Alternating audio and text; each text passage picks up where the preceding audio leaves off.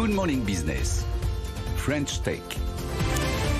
Et à 6h43, alors c'est presque une licorne. Alors c'est plus une licorne parce que c'est pas une start-up, c'est une vieille entreprise 2013.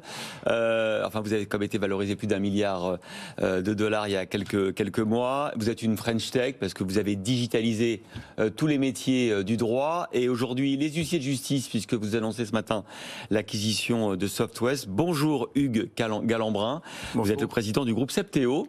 Et vous nous venez de Montpellier où, alors ça c'est incroyable, vous êtes l'un des gros employeurs privés de la région, 2200 salariés. Redites-nous ce qu'est Septéo.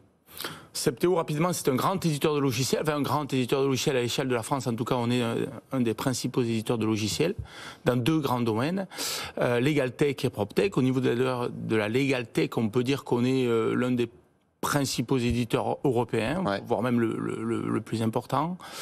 Donc deux grands domaines Legal Tech, c'est pour rappeler un petit peu ce qu'est le Legal Tech, c'est tout ce qui concerne les métiers du droit. Ouais. Donc ça, c'est un spectre assez large. Ça va du notaire, qui est une activité très importante chez nous, aux avocats, aux directeurs juridiques d'entreprise. Et maintenant, vous l'avez annoncé par l'acquisition de SoftWest, les huissiers.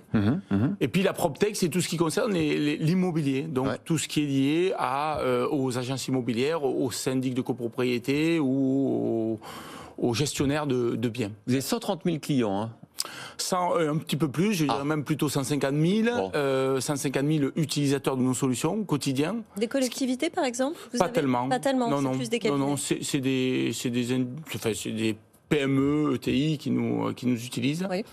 Ça, c'est les utilisateurs professionnels qui utilisent nos solutions, mais si on le rapporte au nombre de Français qui passent au travers de nos solutions de façon indirecte, c'est plusieurs dizaines de millions qui régulièrement, au quotidien, passent par les professionnels du droit ou de l'immobilier et utilisent nos solutions. Est-ce que ce sont des professions qui ont encore un peu de retard dans leur digitalisation? Parce qu'on a tous l'image des experts comptables, des notaires, des huissiers, parce que vous vous adressez aussi aux huissiers, avec voilà, cette image un peu poussiéreuse. Est-ce que c'est complètement galvaudé comme... Alors je ne le crois pas. D'accord. Alors sans doute parce qu'on est un acteur qui les pousse à se digitaliser, pardon.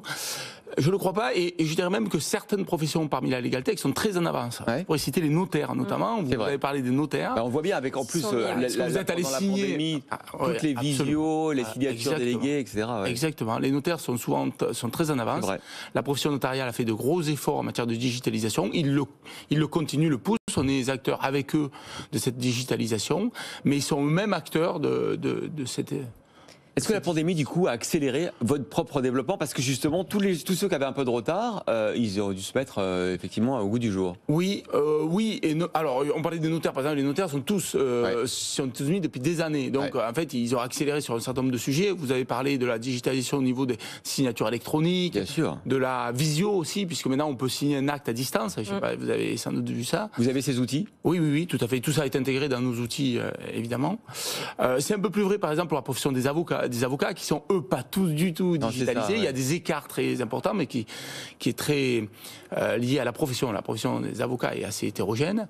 Mais justement, c'est la suite dans vos objectifs, parce que là, vous intégrez donc SoftWest pour les études d'huissier de justice. Votre but, c'est ça, c'est de couvrir l'ensemble des professions, particulièrement parce que l'industrie du logiciel, c'est un peu comme l'industrie de l'automobile. Il y a des gros investissements de châssis, si je puis m'exprimer ainsi.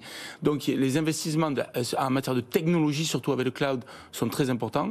Vous savez qu'aujourd'hui, il y a aussi des pénuries d'ingénieurs et on a beaucoup de difficultés à attirer les ingénieurs dans les différentes entreprises. Donc, avoir un socle technologique très fort pour une profession, pour la Legal Tech par exemple, c'est ce qu'on essaie de faire. Après, il y a une couche métier qui est très importante. On est des spécialistes métiers. Le métier du notaire, pas du tout le métier de l'avocat, qui n'est pas du tout le métier de l'huissier ou du directeur juridique. Mais en fait, la couche technologique qu'il y a au-dessus, elle est partageable. Et vous investissez énormément d'ailleurs dans la recherche et développement pour justement constamment innover. Pratiquement 10% de notre chiffre d'affaires investi en R&D, soit plus de 30 millions d'euros. Et notamment en intelligence artificielle, je crois. Beaucoup, oui, également. À quoi sert l'intelligence artificielle dans ces métiers? à capter de la donnée, notamment aller récupérer de l'entité nommée dans un document. Je prends un exemple, un compromis de vente. Plutôt que de ressaisir ce compromis et aller récupérer de la donnée, l'intelligence artificielle, les algorithmes vont capter les entités nommées dans le compromis pour aller l'intégrer dans un acte, par exemple. C'est tout simple, mais ça fait gagner un temps incroyable. Un temps fou. Vous avez fait rentrer il y a quelques mois le fonds londonien Edgy Capital dans votre capital, et d'ailleurs ils sont majoritaires. Qu'est-ce que ça a changé sur votre développement international? Ça nous a donné les moyens de nos ambitions. Et je crois que c'est très important pour des entrepreneurs comme nous, qui avons tout créé, tout fondé, tout développé tout seul, de s'ouvrir. D'abord parce qu'on s'ouvre à d'autres horizons, on voit d'autres méthodologies, d'autres entreprises, parce qu'on a un benchmark assez fort avec d'autres entreprises. Et puis ça nous permet de nous développer. Y compris dans les pays anglo-saxons, ça fait partie de la feuille de route ou y compris, mais pas forcément. C'est pas pas forcément dans les pays anglo-saxons. Le siège social de Septéo est à Montpellier. On a plutôt un regard sur l'Europe du Sud, donc sur l'Espagne et sur l'Italie, plutôt que sur le monde anglo-saxon. Mais en tout cas, on a les moyens de nos ambitions en termes de R&D et en termes de développement externe. On fait beaucoup de croissance inorganique depuis. Vous allez recruter, vous allez continuer à recruter dans les mois qui viennent. Vous avez ces besoins-là pour justement continuer à innover, continuer à vous étendre. Tout à fait. On recrute cette année 500 personnes. C'est énorme. Donc, ce sont des développeurs en général? Essentiellement de la R&D. Essentiellement de la R&D. Cette année, l'effort est mis essentiellement sur des développeurs. Le marché est tendu sur les développeurs. Très tendu. Très tendu. Absolument. Puis avec le remote, vous savez qu'on peut employer un ingénieur à peu près de n'importe où dans le monde. Donc les Américains se gênent pas pour venir chasser ici sur les terres européennes. Merci beaucoup Hugues Galambrin, président du groupe Septéo, de nous avoir présenté votre Legal Tech.